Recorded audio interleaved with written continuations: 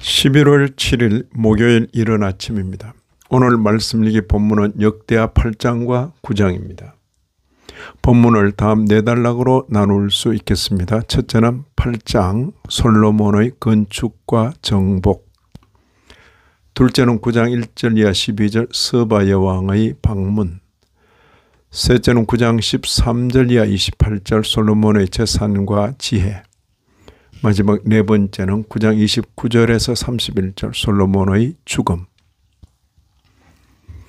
역대하의 4분의 1에 해당하는 솔로몬 왕에 관한 기록이 종결되는 부분입니다.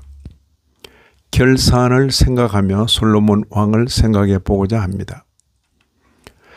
9장의 마지막은 솔로몬 왕의 죽음에 대하여 기록하고 있는데, 실로 사람 아히야의 예언과 선견자 이도의 묵시책 곧 이도가 느바스의 아들 여로보암에 대하여 쓴 책을 언급하고 있습니다. 이 중에서 실로 사람 아히야의 예언을 살펴보십시다. 열왕기상 11장 37절 38절에 의하면 내가 너를 취하리니 너는 내 마음에 원하는 대로 다스려 이스라엘 위에 왕이 되되 네가 만일 내가 명령한 모든 일에 순종하고 내 길로 행하며 내 눈에 합당한 일을 하며 내 종 다윗이 행함같이 내 율례와 명령을 지키면 내가 너와 함께 있어 내가 다윗을 위하여 세운 것 같이 너를 위하여 견고한 집을 세우고 이스라엘을 내게 주리라. 오늘 본문에서는 생략되어 있지만 실로 사람 아히야의 예언을 언급하므로 솔로몬에 대한 아쉬움을 간접적으로 표현하고 있습니다. 솔로몬의 후손에게서 10지파를 빼앗아서 여로보암에게 주게 되는 이유로 언급된 내용들이 바로 솔로몬의 실정입니다.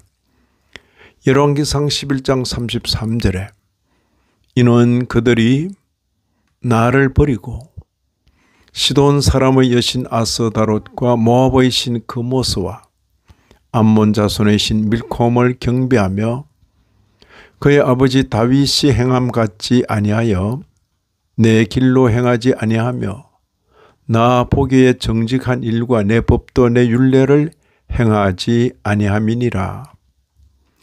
솔로몬은 남달리 기회를 많이 받았던 사람입니다. 역사상 유래를 찾아볼 수 없을 정도의 지혜와 부귀와 영화를 받았던 사람입니다. 오늘 본문의 셋째 단락에서는 그것을 기록하고 있습니다. 22절 이하 27절입니다. 솔로몬 왕의 재산과 지혜가 모든 왕들보다 큰지라. 천하의 열왕이 하나님께서 솔로몬의 마음에 주신 지혜를 들으며 그의 얼굴을 보기 위하여 각기 예물을 가지고 왔으니 왕이 예루살렘에서 은을 돌같이 흔하게 하고 백향목을 평지의 뽕나무같이 많게 하였더라. 흔히들 그것들을 복이라고 합니다만 그것들이 복인지 여부는 살아봐야 아는 것입니다.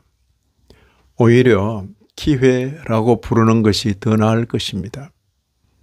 솔로몬은 복의 기회를 저주로 만들고 말았습니다.